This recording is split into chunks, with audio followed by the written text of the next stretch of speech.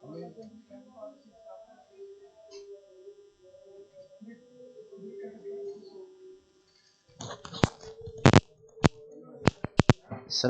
warahmatullahi wabarakatuh. Alhamdulillah wassalatu wassalamu ala Rasulillah. Amma ba'du. Uh, kita bertemu kembali dalam pembicaraan masalah pelajaran Ulumul Quran, yang pada kesempatan hari ini kita akan membahas berkaitan dengan Al-Quran. Ya, Al-Quran. Apa sih Al-Quran? Kan begitu. Ya. Al-Quran fil lughatil Arab, berarti Al-Quran kan bahasa Arab ya. Itu harus dibahas dari sisi bahasa Arab. Itu adalah masdar kal qiraah. Masdar seperti qiraah. Berarti qara'a yaqra'u Qur'anan wa qira'atan. Ini sama-sama masdar. Jadi kalau kita buka kamus, kita akan dapatkan kata qara'a yaqra'u qira'atan Qur'anan, ya, sama-sama masdar. Cuma diambil Quran. Artinya apa? Al-jam'u, mengumpulkan. Quran mengumpulkan. Wa summiyal Qur'anul ladzi anzalallahu ala Muhammad sallallahu alaihi wasallam Qur'anan li'annahu yajma'u suwara wa yadhammuha. Dan dinamakan Al-Qur'an yang diturunkan kepada Muhammad sallallahu alaihi wasallam Quran karena dia mengumpulkan surat-surat dan menggabungkannya. Jadi nanti akan kita lihat di definisi, dimulai dari Al-Fatihah, surat Al-Fatihah sampai An-Nas. Gabungan itu yang 114 surat digabungkan semua, dikumpulkan menjadi apa namanya? Itulah Al-Quran. Ini dari sisi bahasa ya. Jadi kal qiraah karena dia masdar dari qara'a yaqra'u Qur'anan wa qira'atan. Ini secara bahasa. Secara istilahnya ismun lil kitabil arabi. Satu nama untuk kitab Arab. Jadi Al-Quran berbahasa Arab ya. Bukan terjemahan. Terjemahan tidak dikatakan Al-Quran. Undang-undang mau sebagus apapun dia, kalau tidak berbahasa Arab tidak dikatakan Al-Quran. Hatta fikih pun tidak dikatakan. Kitab-kitab fikih, kitab para ulama, kitab tafsir tidak dikatakan Al-Quran. Kenapa? Ya, karena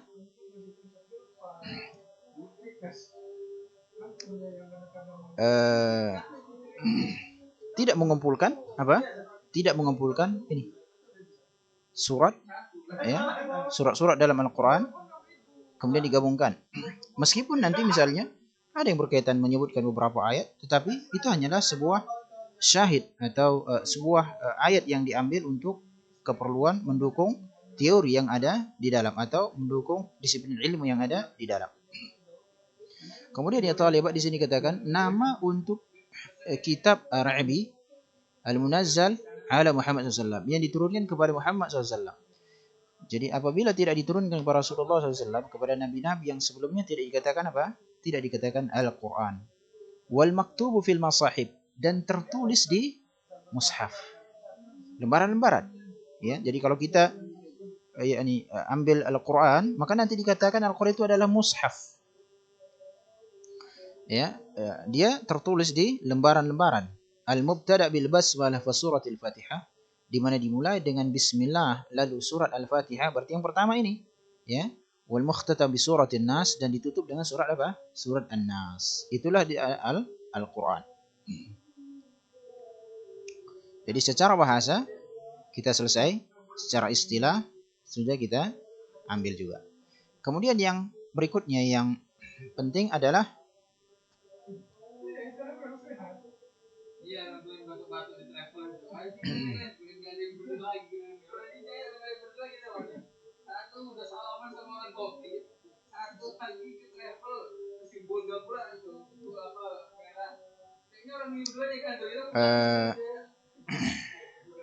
dikatakan wa huwa jami'uhu bi suratihi wa ayatihi wa kalimatihi kalamullah ta'ala takallama bihi.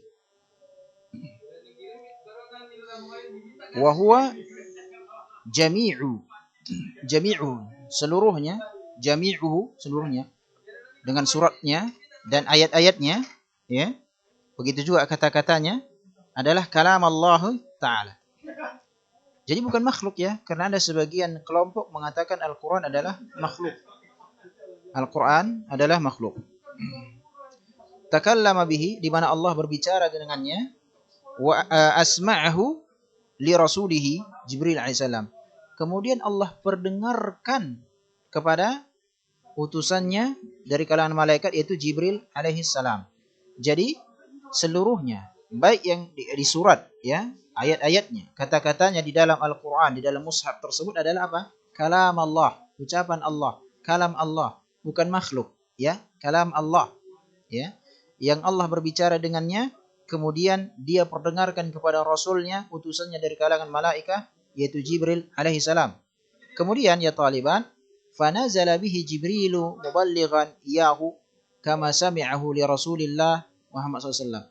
Kemudian Jibril turun bersama kalam Allah ini, ya, untuk disampaikan sebagaimana yang didengar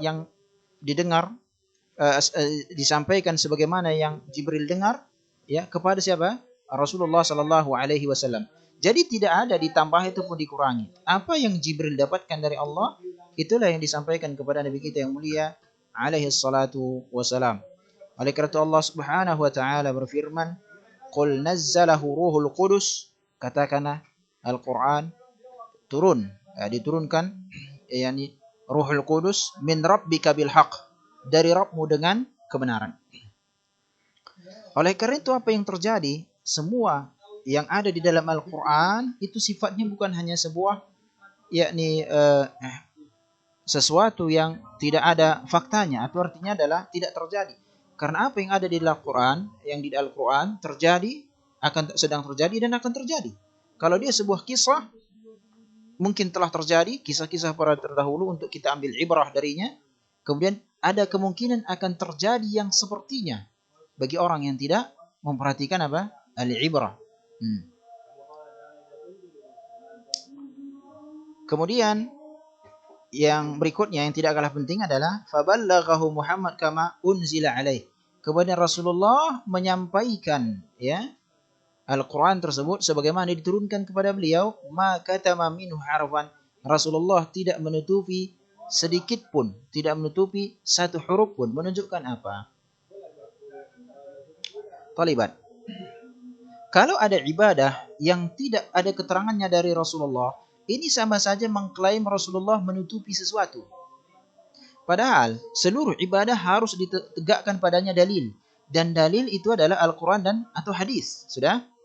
Kalau, ya, telah ditetapkan bahwa Rasulullah tidak ada menyembunyikan satu huruf pun dari Al-Quran, menunjukkan apa yang ada di hadapan kita sekarang ini, ya, semuanya diturunkan Allah Subhanahu wa taala, yang darinya lah diambil hukum-hukum syar'i. Oleh karena itu kalau ada hukum syar'i yang tidak ditegakkan padanya dalil, baik dari Al-Quran maupun sunnah, maka itu bukan bagian dari ajaran Islam. Kemudian begitu juga waballaghahu ashabuhu lil ummah min ba'dihi ma katamu minhu harfan. Kemudian setelah Rasulullah SAW wafat, ya, para sahabatnya menyampaikannya kembali kepada umat sehingga sampai kepada kita, mereka sedikit pun tidak ada yang menyembunyikan meskipun satu huruf. Para sahabat tidak ada menyembunyikan sedikit pun dari Al-Quran, bahkan satu huruf sekalipun. Sehingga apa-apa yang tidak diyakini oleh para sahabat maka bukan tidak bagian dari agama, bukan bagian dari agama al-Islam. Ta'ahhadallahu ta'ala bihifdhihi fima yaqdiru ala tabdilihi fama yaqdiru ala tabdili syai'un minhu ahadan hatta yurfa'u min suduri wa suturi biidznillah ta'ala. Allah yang menjaga, ya, yang menjaga Al-Quran sehingga tidak ada yang akan mampu untuk merubahnya sedikit pun, ya, sampai nanti Al-Quran ini diangkat dari dada-dada para penghafal, begitu juga, yakni hilang dari tulisan-tulisan dengan izin Allah Ta'ala. Artinya adalah Al-Quran yang ada di hadapan kita akan ada masanya akan hilang, namun tidak hilangnya itu bukan karena ada perubahan padanya, tapi atas diangkatnya dari para penghafal Al-Quran ataupun hilangnya, ya, dari tulisan-tulisan. Intinya adalah, ya talibat, di sini dapat kita ketahui bahwasanya kalau kita tahu Al-Quran ini adalah salah satu sumber syariat dalam Islam, ya, yang darinya dikeluarkan hukum-hukum syariat, maka apabila ada satu amal ibadah atau keyakinan yang tidak ditegakkan padanya dalil dari Al-Quran ataupun sunnah nantinya, maka itu bukan bagian dari ajaran Islam. Contoh nyata misalnya adalah apa? Tahlilan. Tahlilan, ya. Kalau ada orang yang bisa mendatangkan bukti valid, ada dalil yang menunjukkan disyariatnya tahlilan, maka silahkan dia datangkan. Atau pada zaman sekarang ini orang mengazankan mayat dalam kuburan. Kita tahu dahulu kala manusia sudah banyak orang meninggal, ya. Seandainya ini adalah sebuah keyakinan, sebuah syariat, tentu ada keterangannya dari Al-Quran atau dari Sunnah. Karena kita mengetahui berdasarkan hal ini, tidak ada satu huruf pun yang hilang dari Al-Quran yang nantinya akan keluar darinya hukum-hukum Islam. Lalu dari mana mereka mendatangkan syariat mengazankan orang di dalam kuburan? Tentu mereka tidak akan mendapatkan sedikit pun dalilnya, tidak dikuatkan oleh dalil. Dan ini yang disebut dengan apa? Al-bid'ah. Oleh karena itu ya talibat, inilah pentingnya mengapa kita perlu belajar agar kita terhindar dari amalan-amalan yang tidak bernilai di sisi Allah Subhanahu wa taala yang kelak kita akan mintai pertanggungjawaban atas amalan tersebut. Wa sallallahu wasallam ala nabiyina Muhammad wallahu a'lam. Assalamualaikum warahmatullahi wabarakatuh.